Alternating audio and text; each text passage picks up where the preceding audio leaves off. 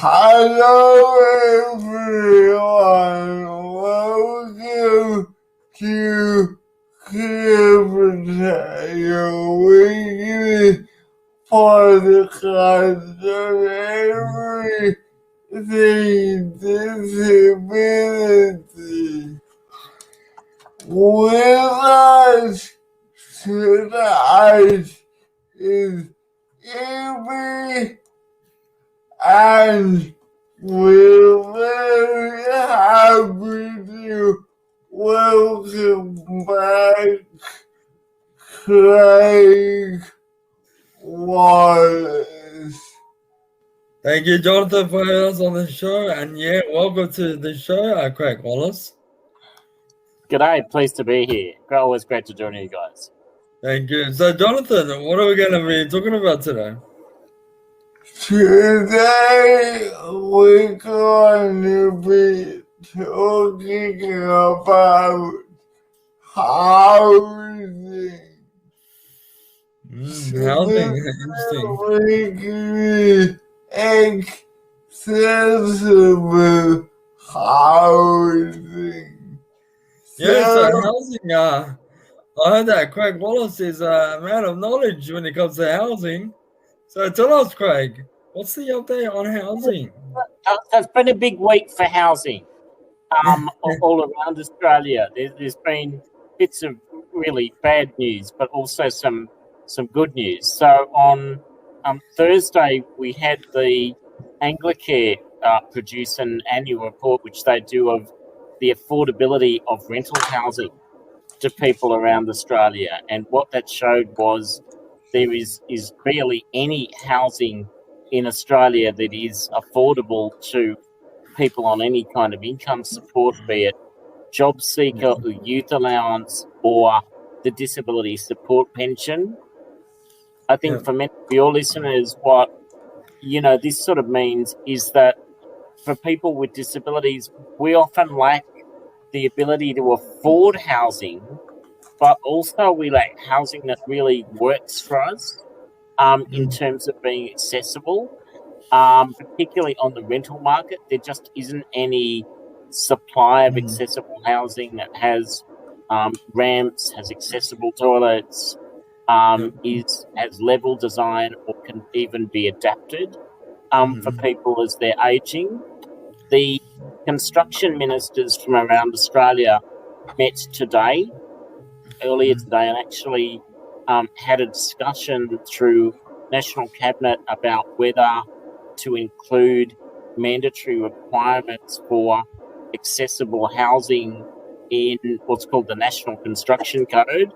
And so it's a bit dry, but basically they've agreed to do that for the first time in Australia by a majority vote. So it means we're likely to see regulation happening that requires there to be accessible housing in Australia to this silver standard. So it means level entrance ways, no steps, bathroom being built in such a way that it can be modified. And I think this is a real breakthrough. Like, it's something that we've all been campaigning on for, since I've been involved in the sector, so over 25 years. And what it means is, well, a couple of things. I think we've all experienced as disabled people how isolating it is to not be able to even visit someone's home for dinner because, their house has got a step and it's tricky and you want to be carried up it. Like, that's a bad thing. Exactly, especially when you got mates or friends who live in apartments. They live on the 10th floor. Yep. Yeah, it makes it impossible. It's really isolating. It's also dangerous, like for older people. And there's going to be a lot more people over 85 in Australia as kind of the population ages, is the amount of people that wind up in hospitals because they have a fall, a slip, trip in a bathroom is a huge human cost, but a cost for the whole country. So if we can finally see that fixed through regulation, I think that's a huge achievement for the disability community. Doing it voluntarily simply hasn't worked. Yeah. So I know there's the specialist disability accommodation is alright, the SDA housing, Yeah. and also the supported independent living.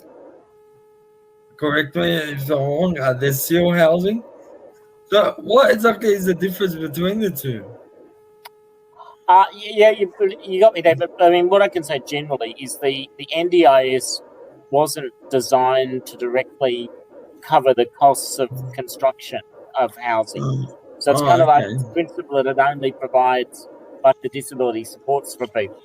But I think as they started kind of thinking about this and trying to work through it, they realised that actually you can't support people to be independent in the community unless you have, and there's so little housing out there in the market that you have to start investing in housing. So the SDA is the NDIS's way of investing in housing so that we can start to get people, particularly out of group environments and institutions.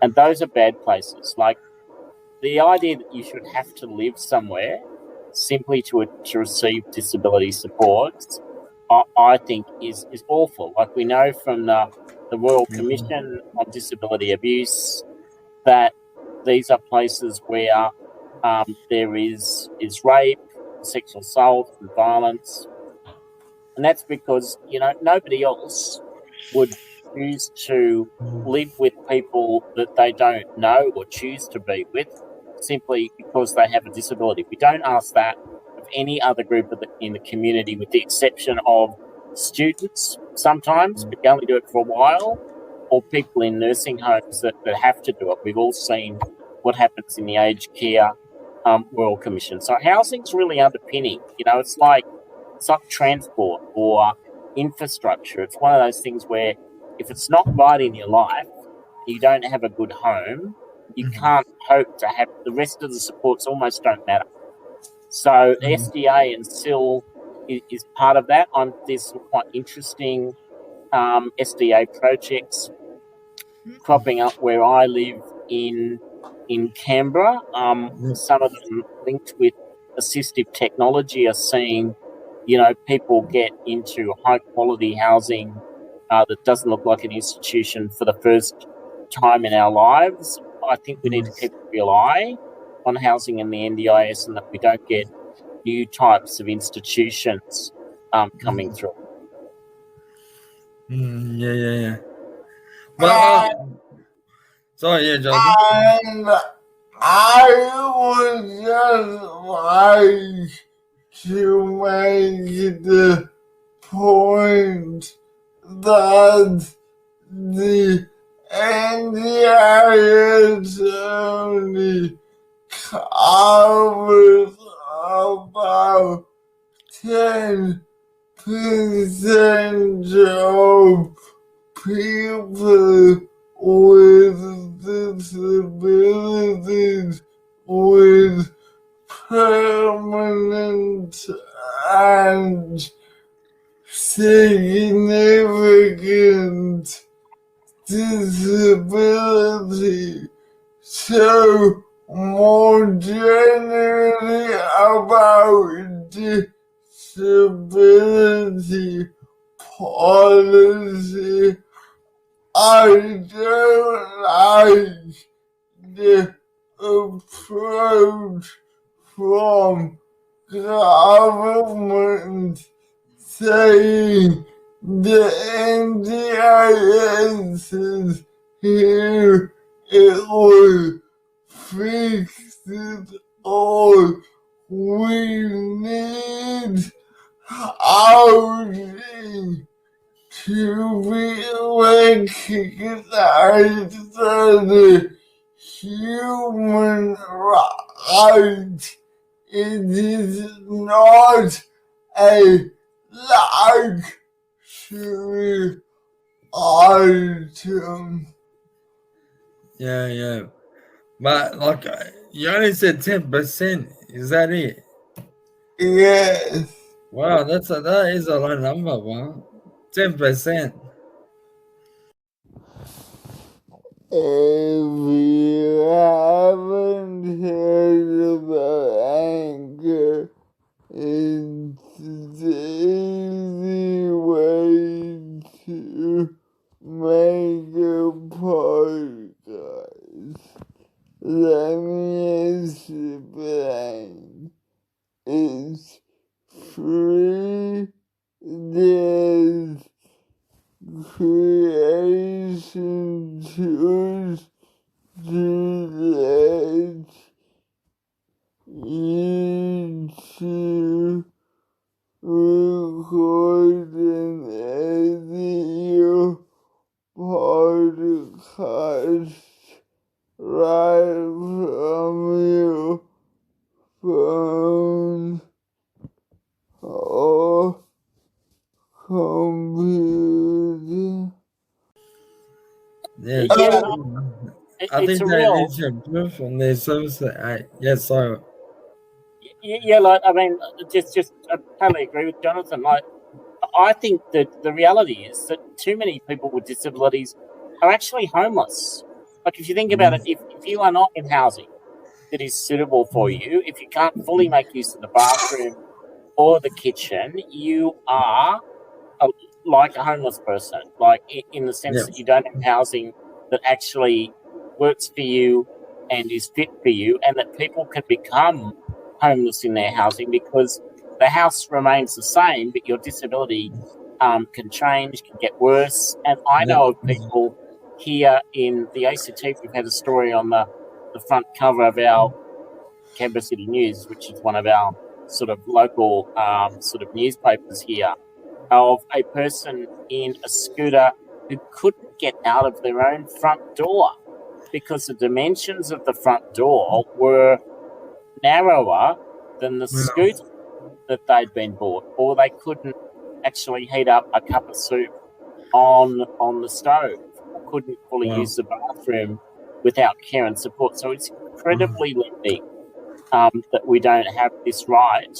And we're absolutely right that the NDIS does not cover, I don't know about 10%, but it certainly doesn't cover a lot of Yeah, people with disabilities who still need things like community transport, like assistance with meals, like people who've got episodic disabilities that need some support coming in, and we can't let state governments off the hook because they provide those things. yeah. Look, it's ridiculous. Yeah, like you said, you wanna buy a house. I say that you can be comfortable living in it, and so having those restraints. Yeah, we're still not improving on the inclusion and accessibility for everyone. It needs to be put out there. People need to have access to everything. No one should be I guess isolated or neglected. It is what it is, but the government needs to improve on their service, on the way they handle things. I'm just wondering, especially for the first time buyers, if people like young people want to buy a house and they just got out of school and stuff, the reality is that they can't afford it because it's like hundreds of thousands of dollars. So how do they get into the I guess the market? I'm talking about people with disability because I know it's already a struggle for people without a disability. But if you want to throw in people with disability in there as well, it makes it even harder. So I don't know. How does it work? Well, it doesn't. So, yeah, I mean, you're absolutely spot on. So, like, the kind of the entry point for, if you look at your average quarter acre block now in Yeah, any capital city, you are talking about, and those big auctions that you probably see that happen on a Saturday, and I've seen reports of some of them in Sydney. You've got places that are going for $2 to $3 million, and they're not really very good places, like pretty ordinary sort of terrace houses in your capital city. And not many people graduate from school with $2 or $3 million in their pocket. No, so they either mortgage themselves to the hilt, or they decide to keep renting. And so I think that there's a couple of dimensions. There's in the city that I'm in the ACT, what the entry point is for those first home buyers, right? Is the apartment blocks. So everybody is building higher and denser, and you've got product that is on the market for between 200 to 300 grand. You can actually get a 1-bedroom apartment here in Canberra. So people are using that as an entry point to the market. But if you're a person with a disability, you're not going to be wanting to live on a house that involves an elevator and is up unless you've got a lot of supports coming in, that you're taking a risk actually doing that. So that's an issue. I actually think we need more what's called community housing. So that is housing that is run by not-for-profit community agencies, where government provides some of the land for free, but we also need more housing that is available to rent at a cheaper price. So building to rent, they have a big market of this in Europe, where people actually build housing that is specifically about it being rented through your lifetime. And the deal is, you build your tower, but the expectation is that at least some of that is set aside for affordable housing, so that people on lower incomes have got somewhere to live, and it's mixed in. I support public housing, but creating these big estates all around Australia that are just public housing is not a solution on its own. We need more public housing, but it needs to be salt and peppered, and we need more community housing that is for the missing middle. In where I live, there's people that have on 2 incomes who are workers, still can't afford to break into the market. If you're a teacher or a community worker or part-time, it just doesn't work. Wow. So you got to work overtime. Yeah, sorry, Jonathan. I'm just to add to Craig's point.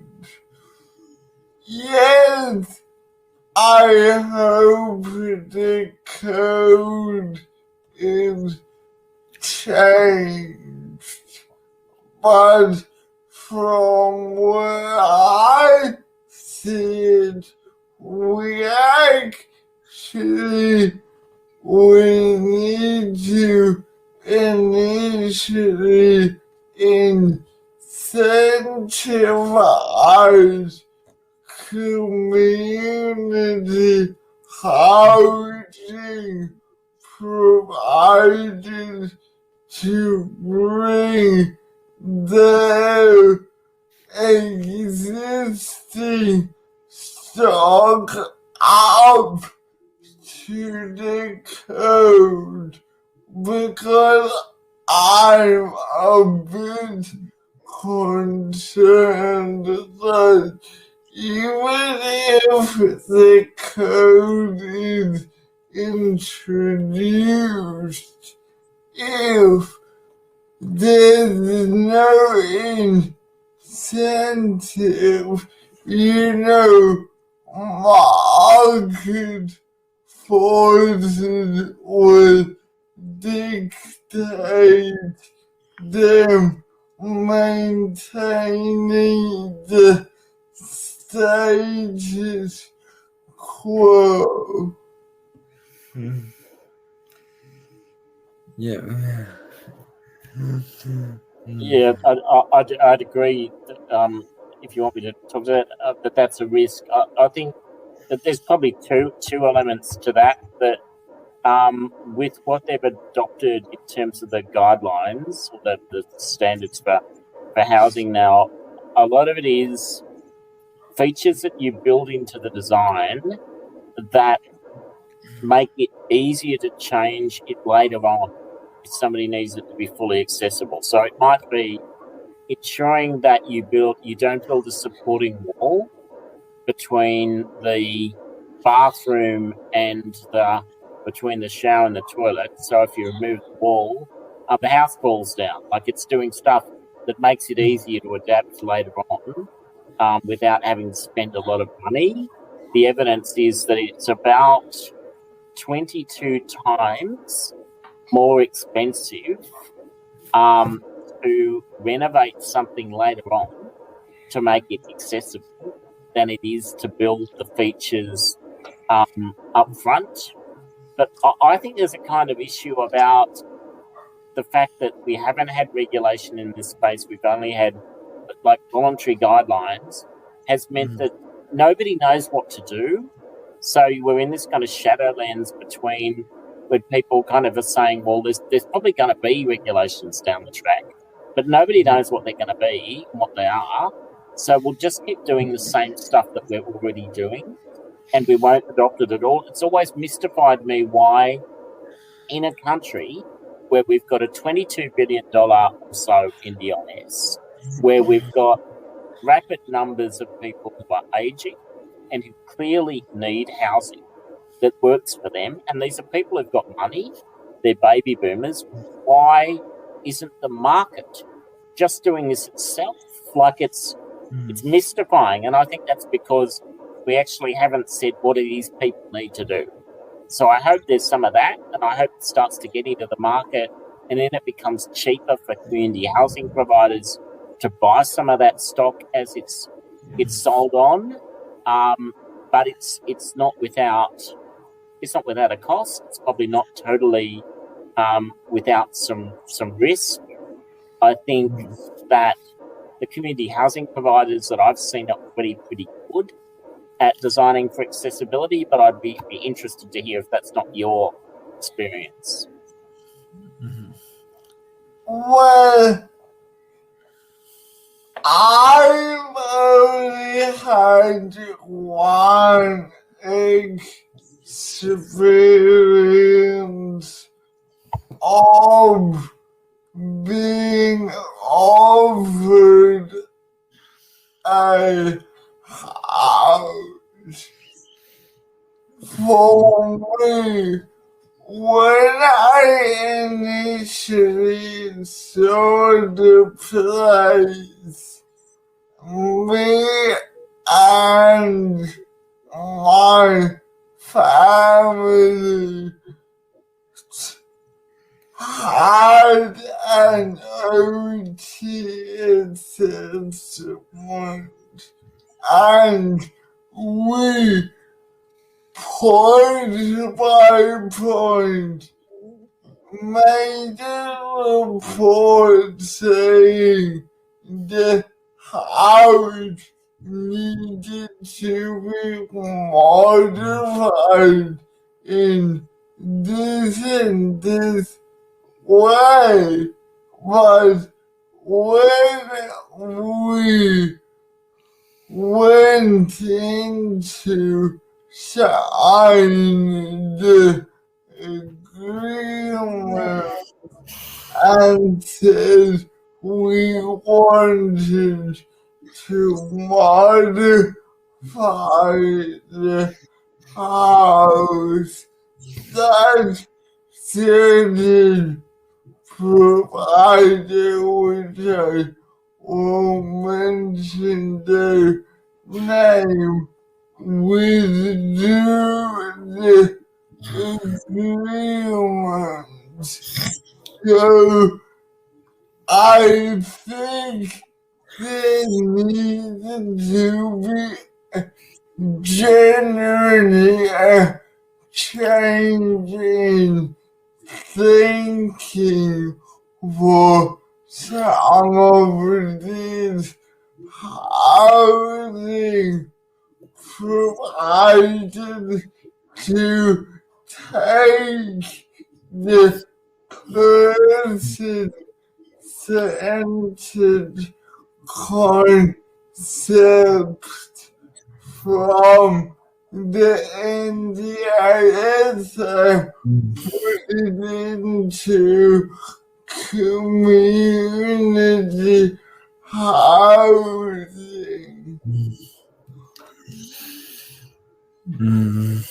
Yeah, totally. I mean, like, why shouldn't people with disabilities, like other people, when they're building a house, they'll often, you see it on these grand design shows, and the shows where they do a big makeover of their house, like somebody will have a big dream of turning a monastery or a barn or something into their dream house. Like those people have a vision of what's the kind of place that I want to live in that would work for me. And I think too often we accept this idea that we should live in cookie cutter places that all, you know what I mean, like that all look the same and all have the same features, and it's okay whether provided it's accessible. It doesn't matter if it doesn't get good sunlight in the house during the day, or it doesn't have good Wi-Fi, or it's not in a good place with good, what I'd call sort of community infrastructure. So, like access around it, like it matters. We've all got to know, I think, because of COVID, partly, that it really matters. Your home matters to you where you live, because you're potentially going to be spending a hell of a lot of time in it. A lot more of us are working from home and doing the stuff we need to do from home. But the neighborhood around you matters as well. A kind of 500-meter pattern, like having accessible walkways, living near some shops that you can get to, or on foot, on wheel, or whatever. That stuff all matters, and that we need to actually be partners in designing the places that we want to live in, because there is nothing worse than, and I've lived in some shocking places, both because I've had a disability.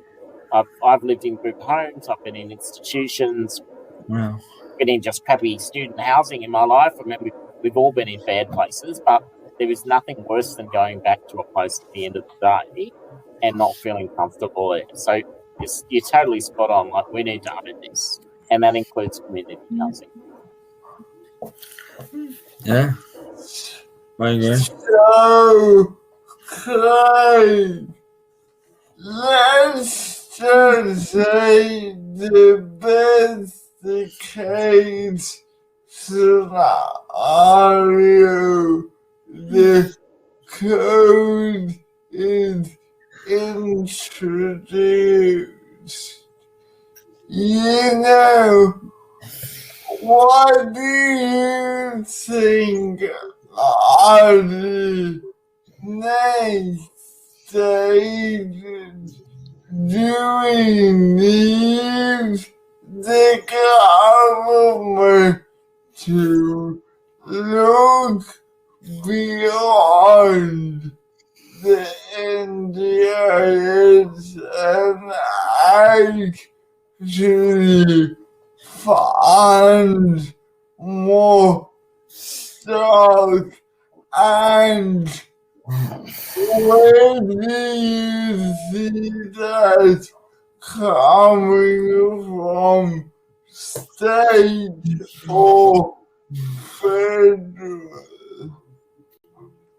Yeah. Look, that's a really good question. I'd like to say the fight's all over and they're just going to do it, but I don't think they will. So, my understanding is the Commonwealth had to be kind of dragged to the table today, and they just kind of, there's a majority vote of the states that decided this.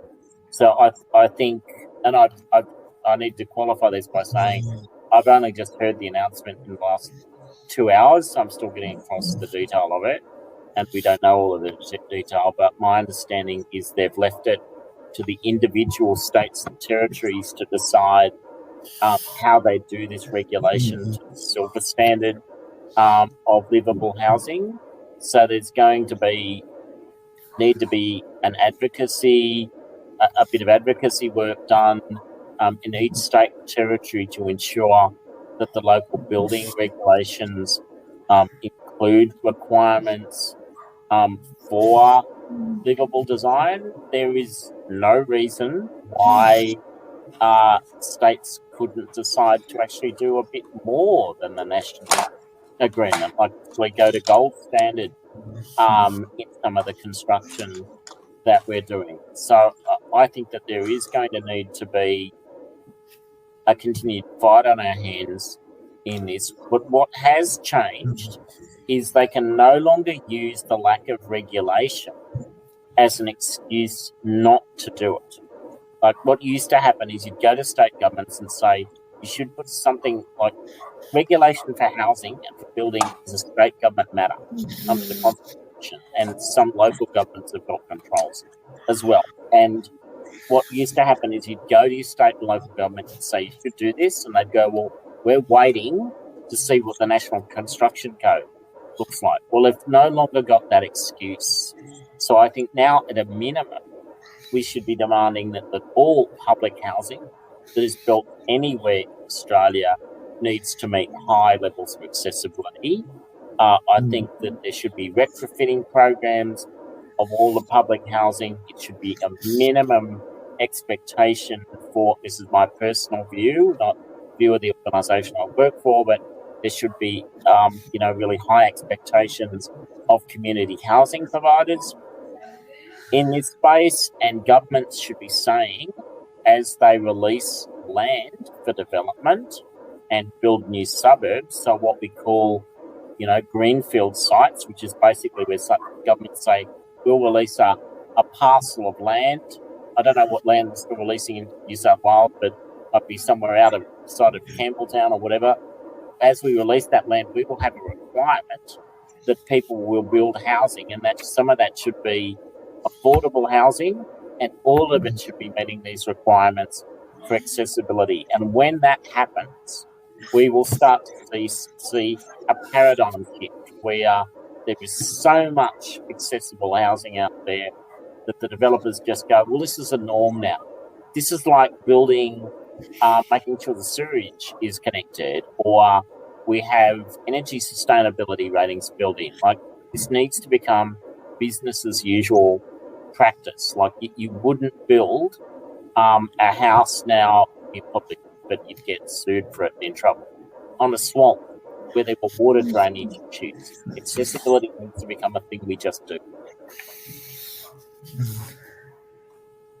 Yeah.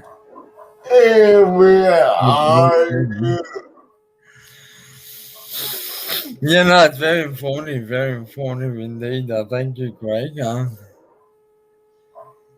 Yeah, do you have any questions, Jonathan? Just for you,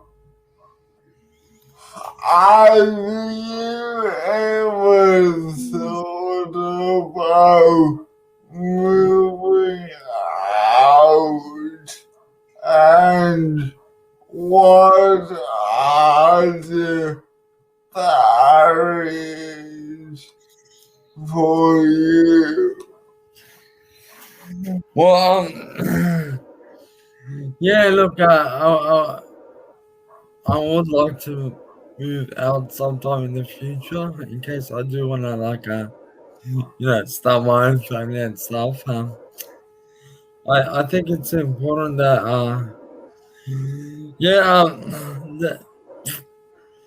I come from a cultural background, and usually when it comes to culture, moving out of home for physical disability is seen as a barrier itself. So, yeah, look, it's just a matter of time. I would like to move out one day. And yeah, what about you, Jonathan? What's your situation like? Well, my situation is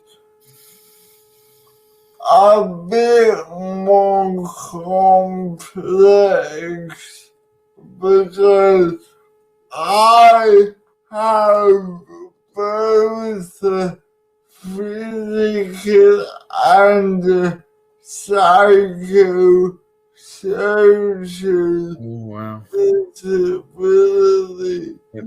So, did I start I attempted to move out of home.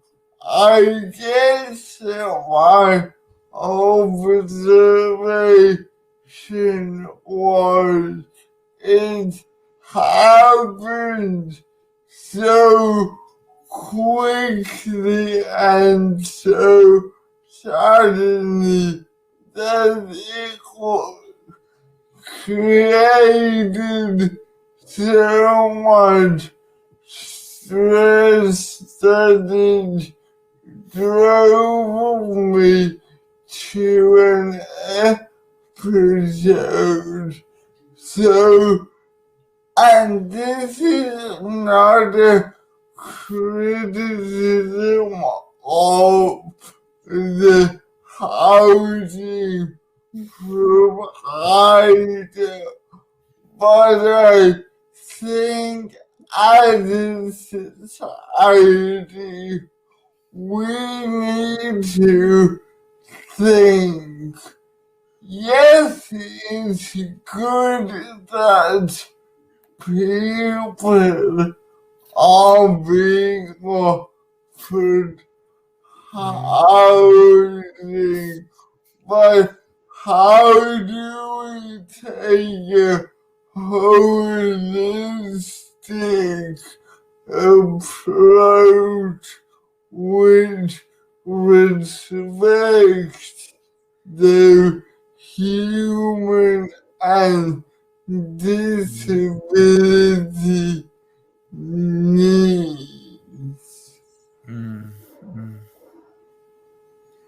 And how much of that is about what's kind of going on around your house? So the people that you live with, knowing people in your neighbourhood, being near shops and public transport that you can get on. Like, it's my kind of thinking is it's not just about the house itself.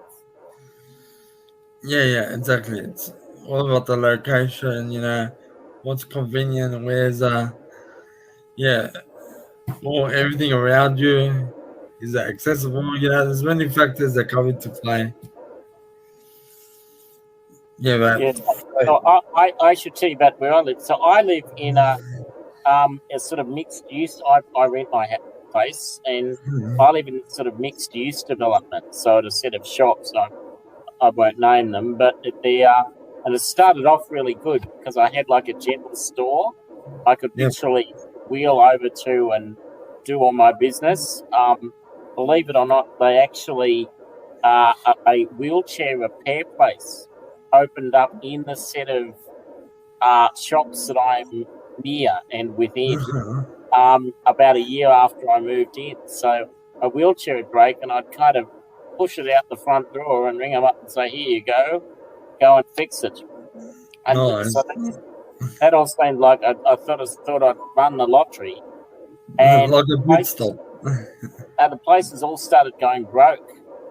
And the shops degraded, as happens to centres sometimes. So we're about to lose our local store. And all of these allied health businesses like physios and a poodle parlour and a place selling juggling gear for circuses, like all these weird shops opened up where I live. And so I'm now kind of like, there's shops around me, but they don't offer anything I can actually use. Like, they're all kind of useless. So it kind of speaks to me about how areas can change around us over time and how where you live is only as good as the stuff that is around you. For instance, during COVID, I live near a doctor's surgery was the other thing. And during COVID, there were all these people turning up and wanting COVID tests and with masks and the full carry-on. And I was just like, I just don't want to go out my door. So I just shut the door and locked myself in for 3 months. And it kind of speaks to me about, like it actually, your life, the quality of life you have depends a lot on how close you are to good amenities a bit of green space and places you can use and buy groceries and connect with other people and connecting with your neighbours. And I must admit, my area is mixed for that, and things like soundproofing in the house that you're in. If you've got bad neighbours, I think that's another problem that people with disabilities have. Like, if you've got a neighbour that you're really not getting on with, the reality is the only thing you can do is often move. But for people with disabilities, we're often stuck in the places that we live in. So if we don't get on with people, we don't have choices out there in the housing. So we can't just pick up and suddenly go somewhere else. We tend to be stuck in the places that we're in. And the most miserable time in my life was when I was in a place at the bottom floor and the neighbour up top was annoyed by any sound, like the sound of my alarm clock would set her off and she'd make complaints. And I mean, it might have been, I don't know if it was justified, it didn't feel like it was. But the point of this long anecdote was to say that I think there's a real story around us not having that choice of being able to escape bad situations, and that your housing can determine your well-being. And I just remember being at my wit's end, like you kind of felt like you were on edge that you might annoy this person every time I went home. I've got a lot of sympathy for people who don't feel like they're in the right housing. It's about more than just what the walls look like. Yeah. Wow. Very insightful. Thank you for sharing that. Yeah. Yeah. Yeah, I don't think she liked my music very much. No. I like quiet. But that was very informative. Thank you very much for sharing with us, Craig. Yeah, no worries. What does anyone have any final thoughts before we wrap up? Look, it was very, I guess, a great hearing from you, Craig, and I've processed some information on housing and whatnot. So once again, thank you very much, Craig. Thank you for being on the show tonight. Yeah, lovely to be with you guys, and I'm always interested to hear this when it comes up on a Friday or Saturday night. Like it's you're doing really, really good work with this podcast. So pleased to be part of it, and let's keep up the advocacy on issues like housing, and happy to come back and chat re-NDIS when we've got a bit of more of an idea of what's going on.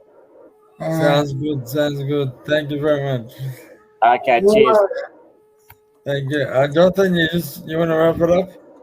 Well, Craig, let me just say something to have someone like you who is a former PWDA president and has done so much for our community on the podcast.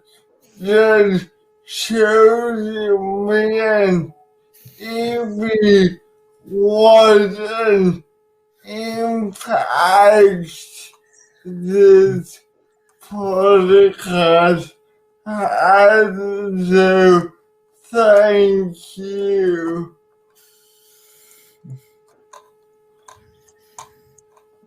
Yeah. Great to be here. Thanks. Thank you, Craig. And I guess you will wrap it up.